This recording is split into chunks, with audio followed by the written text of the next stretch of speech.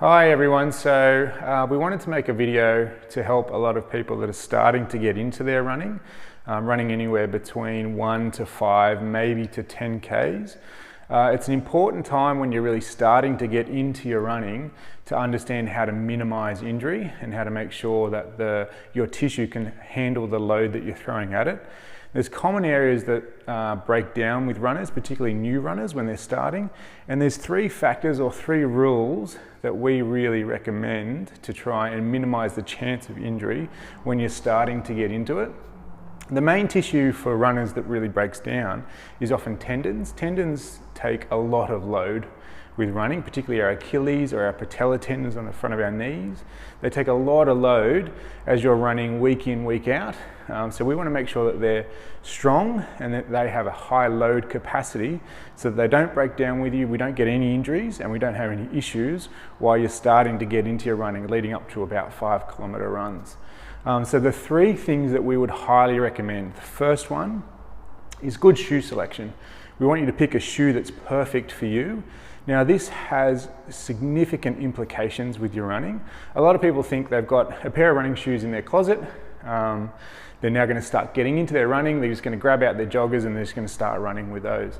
Sometimes they may be an unideal shoe for you, depending on your running technique, how you're currently running, the amount of volume that you're running in, and also any previous injuries that you may have had.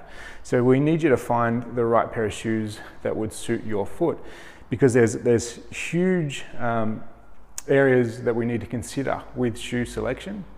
Now, with regards to that, I, as a running physio, would highly not recommend to go to Rebel, Athlete's Foot, or something like that. I always endorse my patients to go to a running specific shop that has just running shoes, and you speak to someone there that knows running shoes and that can see you run at the time while you're in the store that you choose the shoe.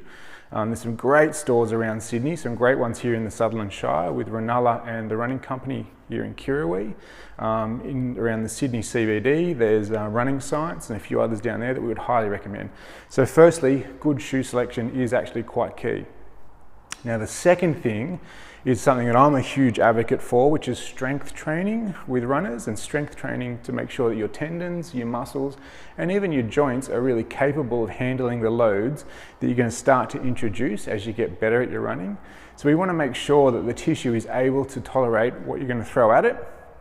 So we've put together a straightforward strengthening program that we use with a lot of our runners when they're starting to get into their running.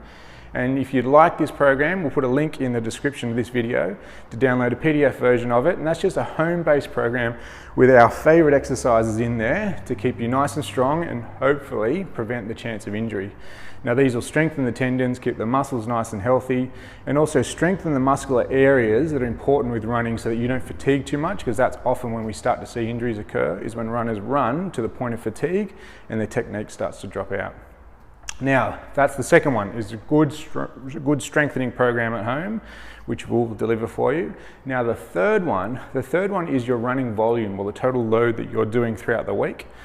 There's a rough rule that there is not a lot of evidence for, but we still like to use it, which is the 10% rule. And it's simply, we don't like anyone to increase their running loads, the total Ks that they're running within 1 week, by any more than 10% the subsequent week. That way we get a nice gradual progression in the running load, and that allows the tendons in particular to kind of adapt to the new load, strengthen up a little bit before they're progressing again to a higher load. So I want you to gradually increase your running by no more than 10% increase on your previous week's running load. And that's another thing that we hope will significantly reduce the chance of injury. So these are the 3 main things. Any questions, let us know, but if you stick to them, we should be safe.